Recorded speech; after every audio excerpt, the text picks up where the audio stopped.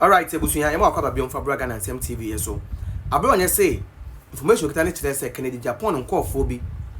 ekoko share ti omodi information kokoma NDC for Akwatia no tinam so ma MPP elusu Akwatia by election ye koye no. Nsemo de to dwa no say no kan. Japan nipa na omama na nko. Nti no ama say ne nkrofo no eya omo bre omo information. Enyama na meka producer eya pesa nra video no communication officer ewa Akwatia o shatare fita na okasa no pesa video no ara appropriate time call for enti NDC fo na ba abonten say from amase na num no say ono no wo Kennedy na omama na nko enti information bia wo mo wo Kennedy bia na wo de beboa NDC ewa Akwatia no wo mbeye we this is not from Abronye na mo me bo video no kire mo a Moa mubehu babia MPP fo a wo mutimi NDC timi penetrate wo mumu a wo mukkokoto aba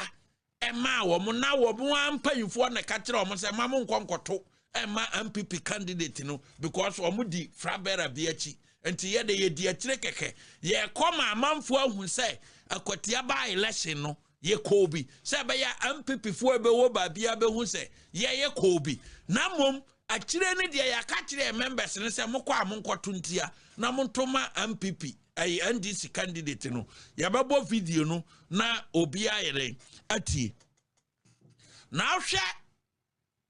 eniama ekoso enra meka ho asem Ye best wo say obe like na wa share we to na kire wa join your comment section Ghana Nsem TV Ghana Nsem NMC NMPP4 enu nti na wa ha. Now what Abronye is saying no Akwatia yansu ye TV. We heard this same thing from the people of Akwatia omoka kire say na Kennedy Japan e camp e pese amase e na ede ne ba enti ye de Solomon ba ye no na omompe tio ye Solomon ba ye no na omompe enu nti omo ye adwuma de tia Solomon e wa Akwatia. And this is what we heard our ground so when you so be na ka kire you ye hu ye den ehu ye. And there is evidence on social media crampa and this for nankasa be ye den e bi ma no kan ye.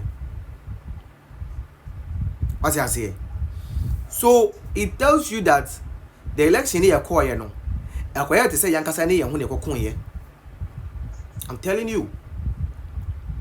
because unko for ni bi MP candidate na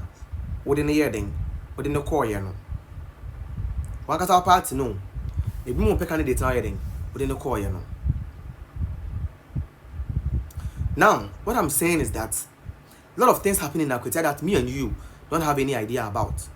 And see, these people now we yes no they are still in the political party. MPP party na here reshuffle from constituency polling station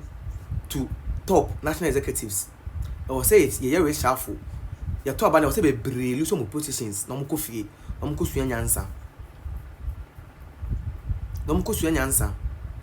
Things happening in Akwatia. When him say up to now Ghana police ain't issue any letter to condemn what Azokade Masawudu no. E wa Akwatia. Na msoma Abronye de nsema to just say sankan no e na koka say ye by election wo NDC ni bi constituency a. By some KG pato nsa afre no. Na sansem ode to dwa no. Nsem ode entiens ode to dwa no bra entiembra. Senka mema bronya na mekwaka say NDC MPB senka mekwato na nka ne kwantuanso ambekọ by election ahwefo ne atiefo kom ai teteye onu kwase ampanyini no ko betimi ana wontimi ge bisao mo atiefo na mo ngege se me ana me koka se NDC MPB se ka me kwato no ba bi ogina na ka ne kwanse Swansea ye be kwa by election nka teteye onu kwase ampanyini no ko betimi ana wontimi mumisa no enne NDC second vice chairman odwan no etimi kase senko kwakoto afenyo makina nka ye be ye by election wo afitu constituency still ogusu ne namakwatia ho NDC communication officer Akwatia onwa bie na no aka say ampa se nkom kwato afenyo makena nkom be ye by election e wo fitu constituency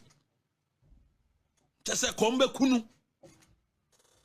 besi ne ebeti samre ya asem ni si ye no Ghana Police Service and issue any statement. Minority Leader of Parliament na NDC for say senke kwakwa 29 nka another by election ebeba so wo Akwatia. Ghana Police and Kasaye Kurasini IDP nin Kasaye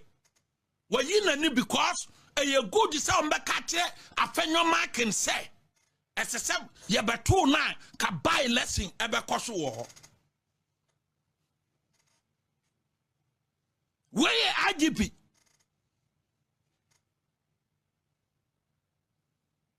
but MPP ni ebiena no for insult kaka onka se obekum obi no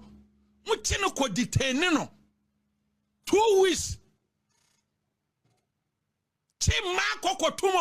but NDC second vice chairman eso obeku minority leader ama by election abayrai aba efutu but see up till now the Ghana Police Service entimin kasaye ogusuni na Akwatia honom wafano one match today NDC 41 vice chairman Sofo Azukan on radio na TV do okasetiam also boku well na sama za yenyimi do onye na Azoka boys za wonyi man there wo bronkrofo na okunkum nkrofo nti onye the first time or threaten but me yo hufo nti me peda me catch MPP mpanyimfo a wo wonkran extra time na wa about 2 as in say full soldiers were ground nti ma for Azoka and some can oma obi inye ihu no on trank on shedem there osro politics one far isro nye was akukudu yem payinfa was a part in Boboazi or JB danko na ne chimba for wakade jail we fiase was akukudu na was yanti ma ya mo bi ma ihu bi emba emimu wenyi dado za menhu Akwatia ye youth ejumazin etuwacha warrior no muwenyi dado muwojezi there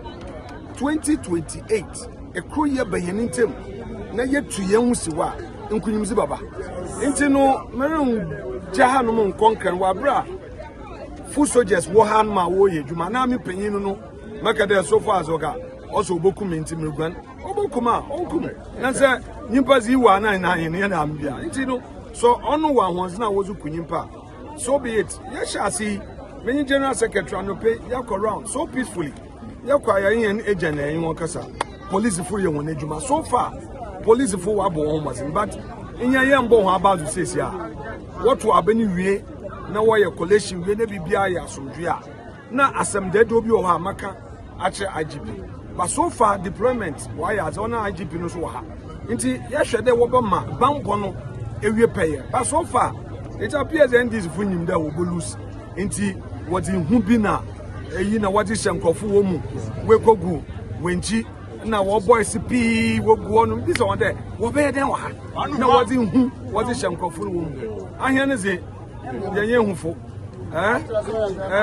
I'm not saying by accident.